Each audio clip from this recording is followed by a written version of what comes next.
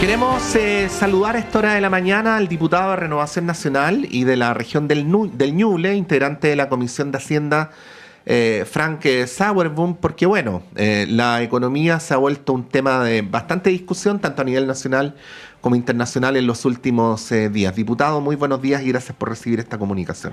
Hola, muy bien. Buenos días, ¿cómo están? Bien, bien. Quería partir de inmediato, diputado, por una pregunta más de fondo, son cada vez más las demandas sociales y cada vez más el déficit, ¿no?, fiscal. Uno podría decir en el papel que basta con que la autoridad reduzca el déficit, pero la realidad política es distinta y se lo digo como alguien que eventualmente podría estar el próximo año en el gobierno, ¿no? ¿Cómo ve ese fenómeno que parece más propio de un problema de Estado que del gobierno de turno?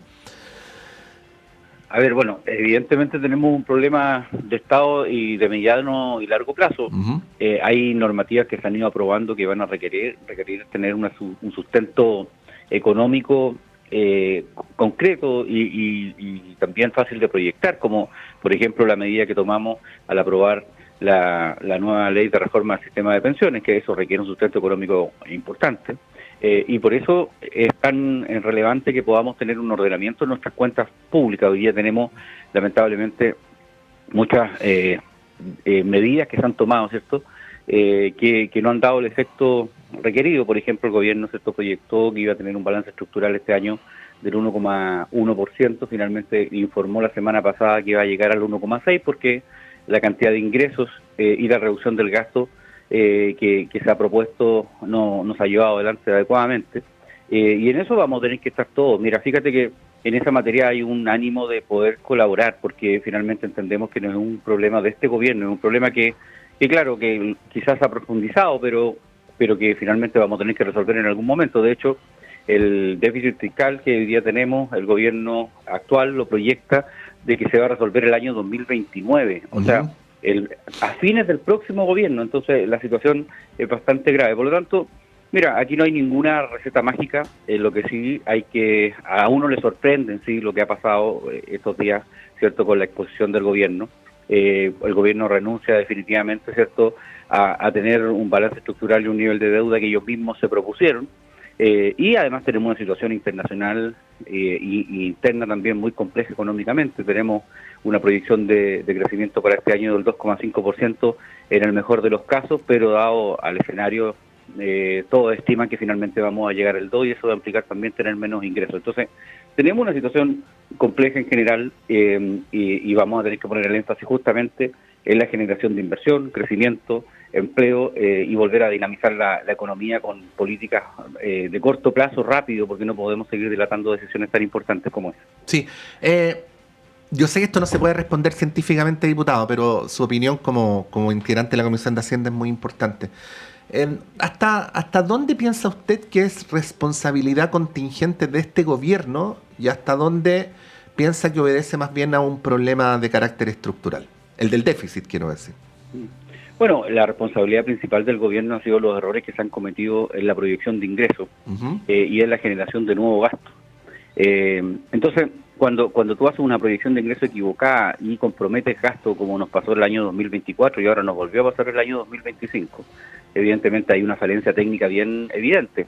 El gobierno se equivocó en cosas que uno pudo haber previsto. Por ejemplo, se hicieron proyecciones equivocadas del precio del litio, de los ingresos por el cobre, de la operación renta, del impuesto a la repatriación de capitales, al impuesto al tabaco. Todos esos fueron errores que se fueron sumando y finalmente terminaron con que recaudamos menos de lo que se había proyectado y hoy día tenemos una situación muy compleja para reducir el gasto. No nos olvidemos de que el Consejo Fiscal Autónomo ha hecho una recomendación de que vamos a tener este año, bueno, más o menos 3.000 millones de dólares menos en ingresos. Por lo tanto, ellos recomendaban tener un ajuste de alrededor de 1.500. El gobierno, ¿qué es lo que hizo? Nos presentó la semana pasada un recorte aproximadamente de 530 que van a ser vía administrativa, pero todo lo demás, casi 900, vamos a hacerlo a través de ley, y eso es es como decir, oye, ok, yo no tengo más responsabilidad, ahora la responsabilidad la tiene el Congreso. Entonces, en el Congreso va a ser muy difícil que el gobierno presente un proyecto de ley para recortar beneficios sociales. Entonces, por eso tenemos una complejidad mayor. Aquí como que se le ha tratado de bajar el perfil, pero yo me imagino que la discusión en el Congreso, los propios partidarios del gobierno no van a querer, ¿cierto?, tener recortes importantes menos en un año electoral con su propio voto. Ahora, a mí me llama mucho la atención de que esta medida la tome el ministro Marcel, cuando fui yo mismo, personalmente, el que hablé con él el año pasado, le dije, ministro, sentémonos a conversar cómo hacemos un recorte que todos compartamos para que no tengamos un conflicto y compartamos toda la responsabilidad. Y la respuesta del ministro Marcel fue textual. Mire, ¿sabe qué, diputado? Esta es una, yo le agradezco su intención, me dijo, pero esta es una responsabilidad y una atribución propia del gobierno. Así que hoy día ellos tienen la responsabilidad y nosotros, bueno, le colaboraremos en la medida que se pueda desde el Congreso.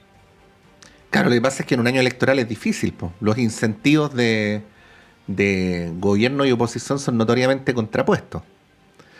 Sí, claro, pero mira, este gobierno ha tenido muchas deficiencias en materias económicas, pero sí yo le reconozco al ministro Marcel el haber contenido un alza en el gasto en cosas que uno pudo haber previsto que venían, por ejemplo, como la entrega del bono, la entrega de la ayuda, la entrega de distintas cosas que no se han hecho.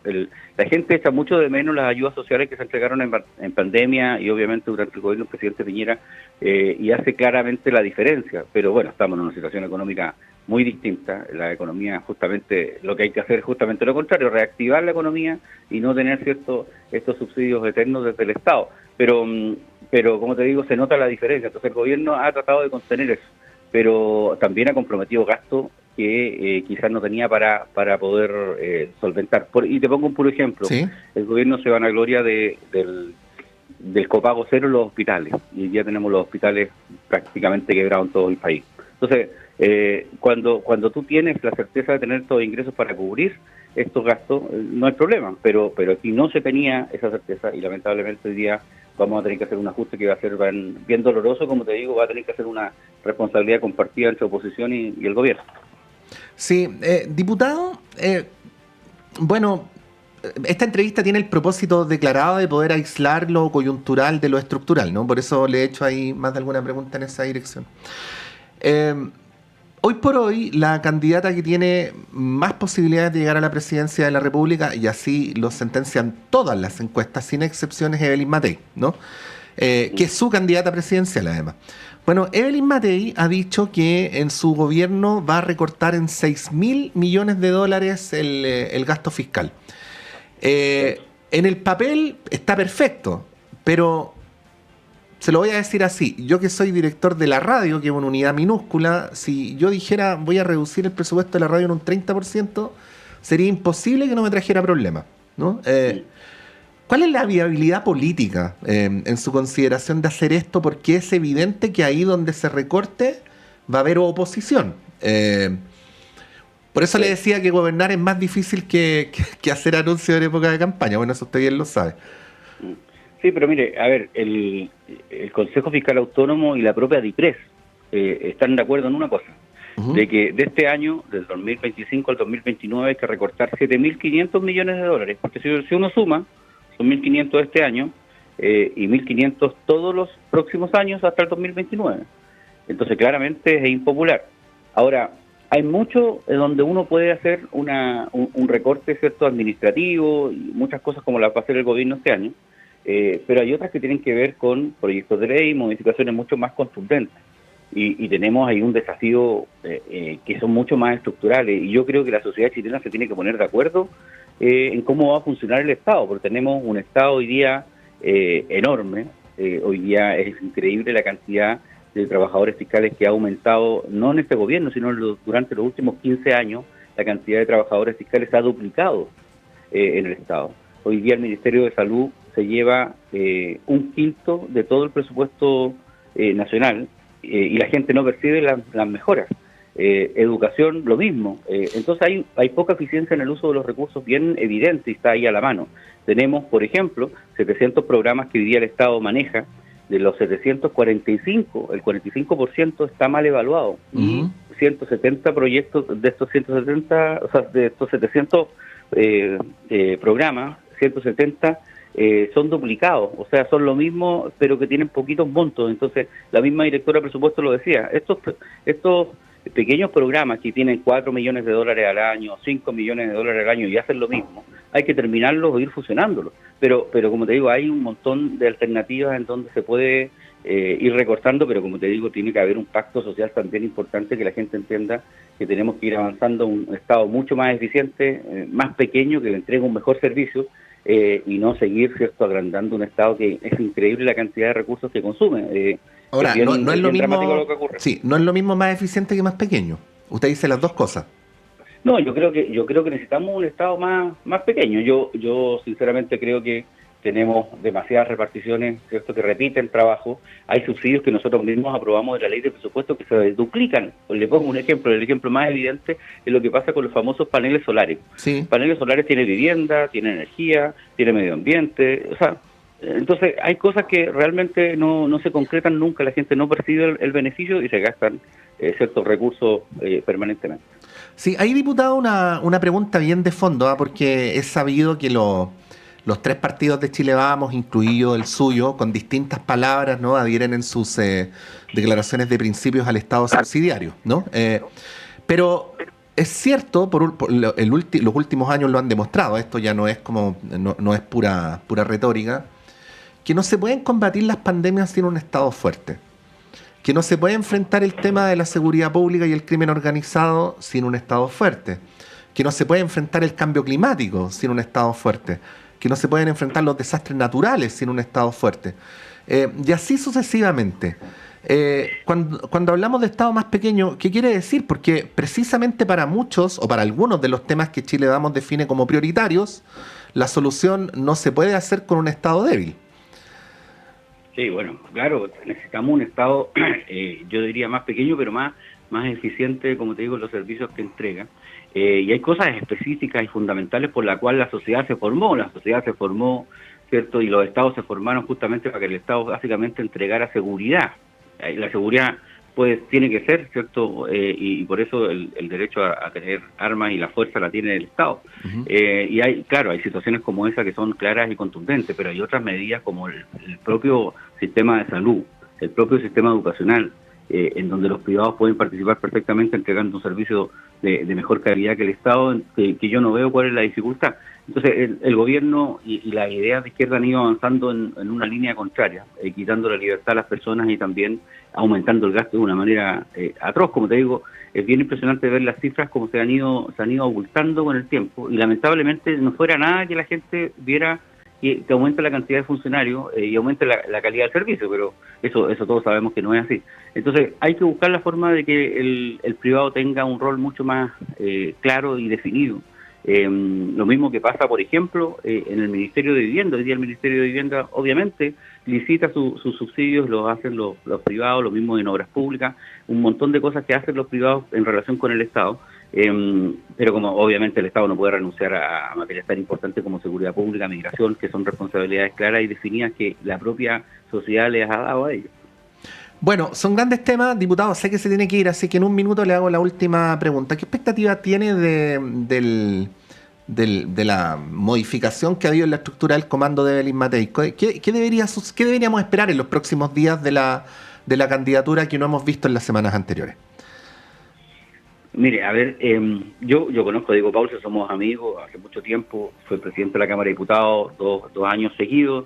Es un hombre bien mesurado, de consenso, de acuerdo, que escucha mucho, pero también que sabe tomar decisiones, y nosotros esperamos que el comando se despliegue por el territorio. Fíjate que yo estuve el fin de semana porque Renovación Nacional cumplió 38 años, y estuvimos con los militantes, y uno percibe el ansia y el hambre de poder salir a desplegarse. Los partidos de Chile Vamos, a diferencia de los otros partidos de la derecha, existen en cada pueblo del país, en cada rincón hay militantes de Renovación Nacional, de la UDI, de Bópoli, cierto, que hoy día quieren hacer campaña, que quieren llevar las ideas de Evelyn Matei. Yo creo que esa es la principal tarea que tiene Diego, que es desplegarse por el territorio, llevando el mensaje, pero también escuchando para poder hacer un programa inclusivo. Nosotros en nuestra región, en la región de Ñuble, estamos ya empezando a formar los grupos que van a hacerle propuestas en materias agrícolas, por ser una zona agrícola, en materias de energías limpias, en materias de turismo y una serie de otras medidas que desde la región creemos que son importantes considerar. Entonces yo creo que Diego tiene que dar el espacio para compartir el trabajo con Evelyn Matei. Evelyn Matei tiene que ser la candidata, ¿cierto?, que se refiere a los temas relevantes, pero el trabajo operativo tiene que estar ahí coordinado con Diego y también con un grupo bien bueno. Yo quiero destacar que hay buena voluntad de un grupo que viene del gobierno del presidente Piñera, como el propio Rodrigo Villa, como la señora Otero, como Carla Munizaga y una serie de otras personas que tienen una vasta experiencia y que están disponibles para trabajar también. Hay que utilizar la experiencia de otros, ¿cierto? Y también incluir a gente nueva como Diego que le inyecta más frescura al comando. Hemos conversado con el diputado de Renovación Nacional e integrante de la Comisión de Hacienda, representando a la región de Ñuble, Frank Sauerbaum. Diputado, muchas gracias por estos minutos, por su gentileza y que tenga una buena semana. Igualmente, un abrazo, que estén bien, hasta luego. Ahí está el diputado Sauerbaum dándonos su opinión. Ya se sabe, hay un debate abierto sobre si el gobierno lo ha hecho bien o mal, cuánto se debe al problema estructural. Ya sabemos que hay una situación mundial además de bastante preocupaciones, por eso que el mismo gobierno ha llamado a un grupo asesor para poder enfrentar este tema. Todo esto se mezcla, ¿no?, en la discusión coyuntural y genera aún más complejidad cuando se trata de una discusión coyuntural en año electoral. Vamos a decirlo así bien directamente, ¿eh? Cuando hay elecciones, los gobiernos quisieran gastar más en general y las oposiciones quisieran que los gobiernos gastaran menos, por razones obvias, ¿no? Pero bueno, lo importante es lo que favorece al país y no solo a un determinado sector político en una contingencia como esta. 8:29, breve alto y a la vuelta vamos con nuestro panel de conversación.